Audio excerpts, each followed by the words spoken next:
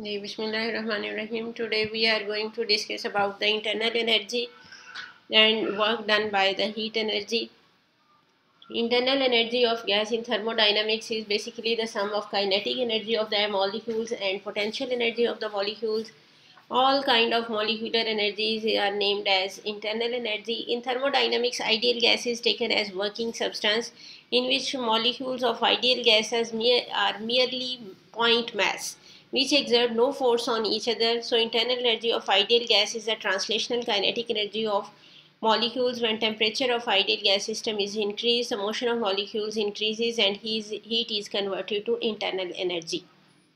Thermodynamics में जितने भी लाज हैं वो हम डिस्क्राइब करेंगे आइडियल गैस के लिए. आइडियल गैस कौन सी है कि जिसके एटम्स और मॉलिक्यूल्स को हम लेते हैं पॉइंट मैस, यानी उनका मॉलिक्यूल्स का साइज़ बहुत स्मॉल है और वो एक दूसरे पे कोई फोर्स एक्सर्ट नहीं करते एक्सेप्ट ड्यूरिंग कुलियन, और उनकी होल एनर्जी जो है वो काइनेटिक एनर्जी होती है, पोटेंशियल एनर्जी नेग्लिजिबल होती है.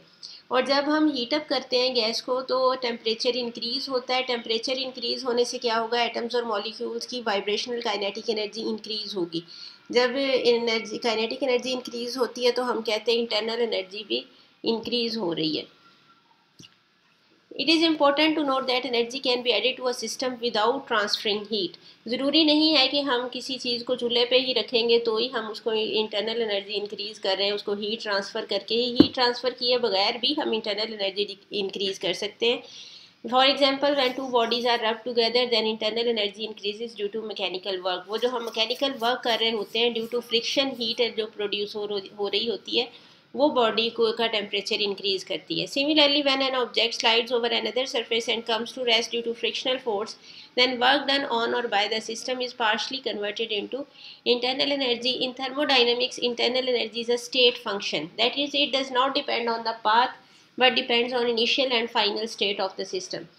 आप किसी भी पाथ के थ्रू फाइनल स्टेट पे पहुंच जाएं, ये किसी भी जैसे हमने work done by gravitational force में कैलकुलेट किया था कि हम डिफरेंट पाथ्स अडॉप्ट करके फाइनल डेस्टिनेशन पे पहुंचे थे लेकिन वर्क डन का आंसर सेम आया था.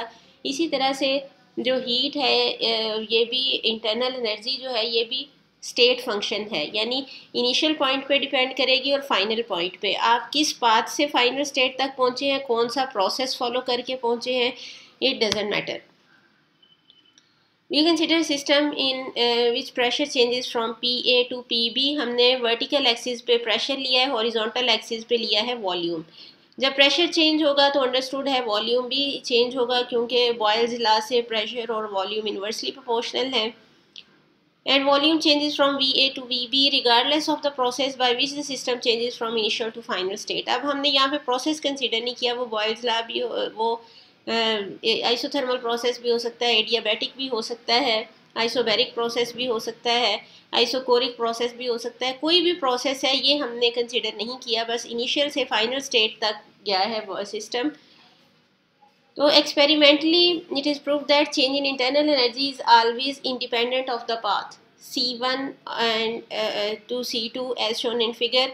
ये जो C1 C2 डिफरेंट पाथ्स हमने शो किए हैं इस पर डिपेंड नहीं करता बल्कि जस्ट इनिशियल और फाइनल स्टेट पे डिपेंड करता है work done, sorry internal energy. अब हम कैलकुलेट करेंगे work done by heat energy. When force is applied on a body and it covers some displacement in the direction of force, then we say that work is done. We already discussed about it in chapter number 4. Similarly, heat can also do work. This idea was first used in steam engine where it was natural to pump heat in and work out. उसमें हम heat supply करते हैं और as a result steam engine जो है वो mechanical work करता है. और यहाँ पे कुछ कन्वेंशंस आपने याद रखनी है.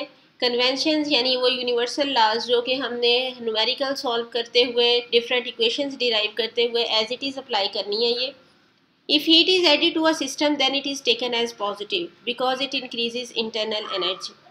जब हम हीट सप्लाई करेंगे किसी भी बॉडी को तो हम हीट को लेंगे पॉजिटिव यानी प्लस क्यू से शो करेंगे. क्यू से रिप्रेजेंट करते हैं हम हीट एनर्जी को.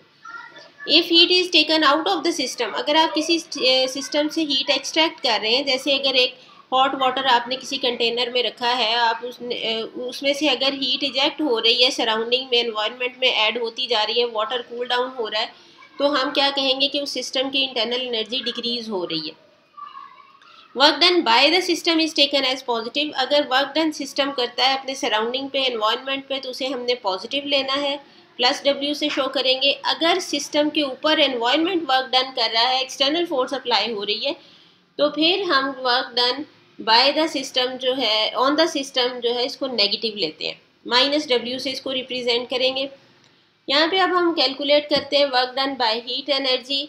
यहाँ पे हमने एक सिलेंडर कंसीडर कर लिया है जिसमें फिल की है हमने आइडियल गैस, और इसके ऊपर ये एक मूवेबल पिस्टन है जो कि जिससे हमने सिलेंडर को क्लोज किया है।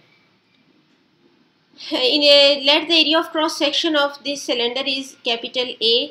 In equilibrium occupied volume is V. Pressure on the walls of container, pressure होता है force per unit area, so P will be equal to F over A.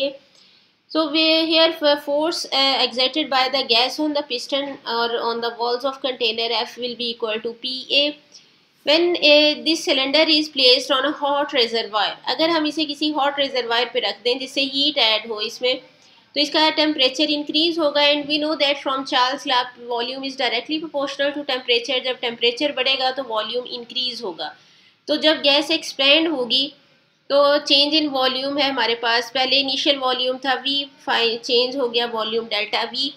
तो जो डिस्टेंस कवर किया है पिस्टन ने अपवर्ड डायरेक्शन में, that is delta Y। यहाँ पे हमने बी फिगर में इसको शो किया है। Now we can calculate the work done by using the relation F into D। F force into displacement होता है work done, so W will be equal to F into D। अब क्या है, delta Y जो displacement gas ने cover किया है, और फोर्स यहाँ पे किसके इक्वल है, PA के, जो हमने शुरू में लिखा था प्रेशर के फॉर्मूले से लेंगे हम। और एरिया को जब हम डिस्टेंस कवर्ड से मल्टीप्लाई करते हैं, it becomes equal to volume. So A into delta Y is equal to change in volume. So work done becomes equal to P into delta V. This is the mathematical formula to calculate work done by heat energy. जिस तरह से हमने work done जब का formula जब लिया था mechanics में, वहाँ भी हमने कहा था कि ग्राफिकली भी हम वर्क डन कैलकुलेट कर सकते हैं by using force displacement curve. इसी तरह यहाँ पे जो प्रेशर वॉल्यूम ग्राफ है उससे पीवी ग्राफ से भी हम वर्क डन कैलकुलेट कर सकते हैं बाय हीट एनर्जी। अगर हम वर्टिकल एक्सिस पे लें प्रेशर और हॉरिजॉन्टल एक्सिस पे लें वॉल्यूम, अगर प्रेशर कांस्टेंट है जैसा कि इस फिगर में शो किया है, प्रेशर हमने लिया है कांस्टेंट लेकिन वॉल्यूम चेंज हो रहा है। वॉल्यूम किस वजह से चेंज हो सकता है, हाँ हो सकता है हमने सिस्टम को हॉट रिजर्वायर के ऊपर रखा हो, हीट सिस्टम में ऐड हो रही है और गैस एक्सपेंड हो रही होगी। So volume is increasing from V1 to V2। So graphically अब ये देखें, अगर हम V2 change in V2 minus V1 लेंगे तो ये किसको शो करेगा, चेंज इन वॉल्यूम को। तो work done by heat energy will be equal to area under PV graph. ये जो शेडेड एरिया, इसका हम अगर एरिया फाइंड करें तो वो वर्क डन के इक्वल आएगा। इसका एरिया क्या होगा, लेंथ मल्टीप्लाई बाय विड्थ।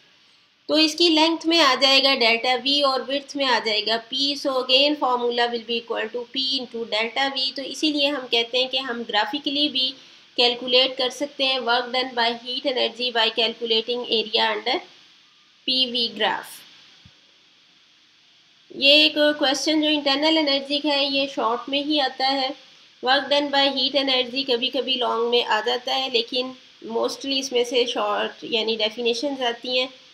आपने इसको शॉर्ट के लिए तैयार करना है और लॉन्ग के पॉइंट ऑफ व्यू से भी करना है, ताकि अगर लॉन्ग में आए तो आप अटैम्प्ट कर सकें।